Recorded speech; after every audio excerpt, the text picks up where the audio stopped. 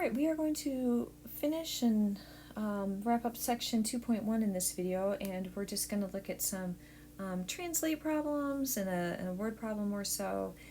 So let's start with a few translate problems. So it says the sum of two numbers subtracted from their product is 15. So we've done some of these before, and you're going to kind of just continue to see them throughout the course. They're a nice precursor to some application problems. So sum, of course, so as we're just trying to translate here from left to right. So the first thing is when we see sum, that should indicate to us addition. So we're going to have the sum. So this is my addition. Now, when they say of two numbers, that really means just two arbitrary numbers. Two different numbers. We can't assume they're the same. We can't assume anything about them. But when we see that just of two numbers, so just two arbitrary numbers, so let's just use x and y. So there's the sum of two numbers, is being subtracted from. All right, well, subtracted from, of course, is subtraction. But it was, along with less than, subtracted from and less than are what I call those backwards clues. So it changes the order of the subtraction. So rather than x plus y minus blah, blah, blah, the minus sign is going to go in front of that sum. And here's something else that we have to be careful of. As soon as that minus went in front, guess what? Right now what I'm showing is just the subtracting of the x from something. I'm supposed to be subtracting the entire sum. So I have to have parentheses around that sum.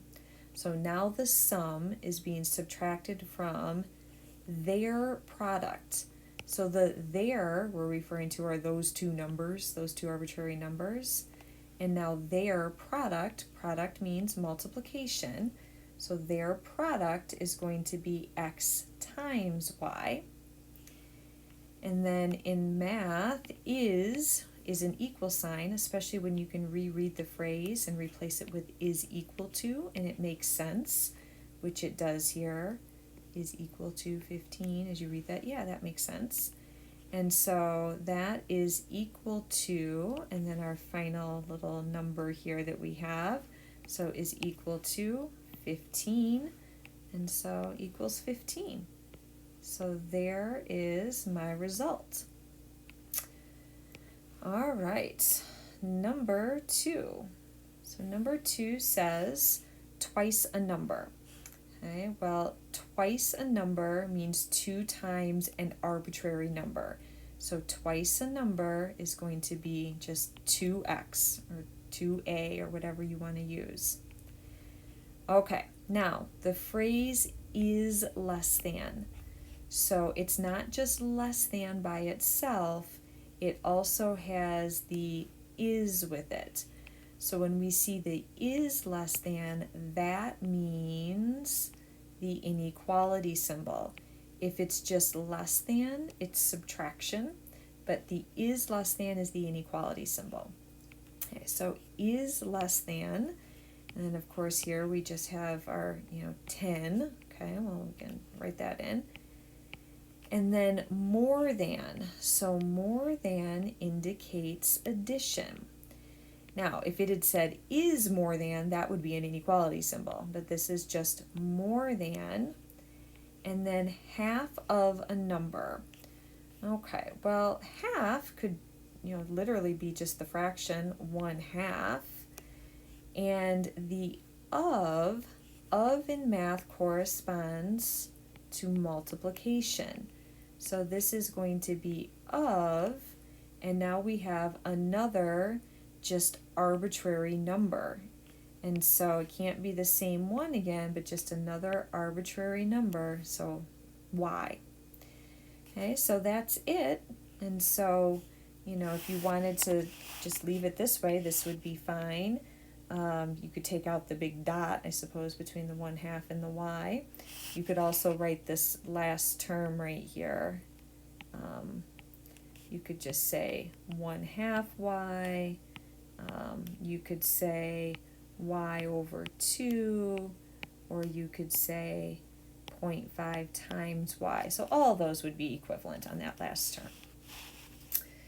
Okay, number 3 is going to be that same subtracted from phrase, but grammatically kind of split up. So I'm going to subtract something from something else. So that's really just like this subtracted from that we saw up here at the top. So this is now another subtracted from, but just kind of split up in terms of the grammar. So it's still going to mean subtraction, of course, but it is going to still change the order on us. So rather than it being 8x minus 5 minus the 2x plus 3, instead it's going to be the 2x plus 3 minus the 8x minus 5 quantity. So the 8x minus 5 subtracted from, and then the 2x plus 3. So it changes that order. Now this one also says to simplify. So to simplify this expression, we know to get rid of this second set of parentheses, we have to distribute through that negative.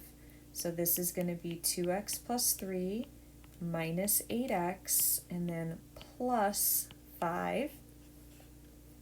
And then combining our like terms, we have a couple of x terms and a couple of plain old numbers. So our final answer here, 2 minus 8 is going to be minus 6x, and the 3 and the 5 all together are plus 8. So that's our final answer on that one. Oh, I need to update my notes. I'm doing so much right now, making videos, and I'm pulling from old notes. I read docking station and I kind of cringe, right? Like, I don't think people really buy docking stations anymore. I could change this and say the price of a, here's how you update notes. One of those speakers, I don't know, I'll just say an Alexa speaker. I don't need to really do that. But anyway, docking station sounds so old, doesn't it? All right, so we have the price of something, and it's $P, and it's on sale for 30% off. So first we want to write a little algebraic expression that is going to represent the savings. So how much we are going to save. So the savings is the 30% off. So we are saving 30% in words here of whatever that original price was. That's how much we're saving. So that's the expression we want to represent. So here's the thing. Anytime you're going to put a percent into an algebraic expression or equation, it needs to be in its decimal form. So in its decimal form, you got to move that decimal back 2 places to the left. So we're going to have that as 0.3 or 0.30, if some people prefer to see it like 0.30, if that makes more sense, that's fine. 0.3 and 0.30 are the same thing. Of in math, that means our multiplication. And then the original price, well, the original price was up here, and that was the $P. So that was that original price. So the original price was our $P. So this expression then is simply 0.3, or again, if you prefer, 0.30 times P. So that represents our savings. Now we want to write an algebraic expression that's going to represent the new price, the new sale price. Okay, so let's think about this reasonably. So our new price, with the sale going on, should equal whatever the original price was, and then minus the savings. That's what we found out, what they're taking off. That's what we did in part A. So that original price, so that's what was that $P. So we have that original price of $P. And then now we have from part A minus the savings. And so the savings was what we determined in part A. So that is our 0.3 or 0.30 p. And so now we need to simplify this expression. So what we really want to think about here is we have like terms. I really have like a 1p minus a 0.3p. And so with like terms, since they're just plain old p terms, remember you're just doing that subtraction. You're just taking 1 minus 0.3. Or if it helps, line up your decimals. 1.0 minus 0.3. If you have a buck and you take away 30 cents, you're left with 70 cents, 0.7. So however you got to do that. But that now tells me the 1 minus 0.3 is 0.7 times p. So this now represents our new sale price. What we're going to pay is going to be 0.7 times p. So now the last part of this one says evaluate this expression for p equals $40. So now we're just going to take this $40 and we are going to sub this in for p into this expression. So we now have our new price is 0.7 times, and then in for p is the $40.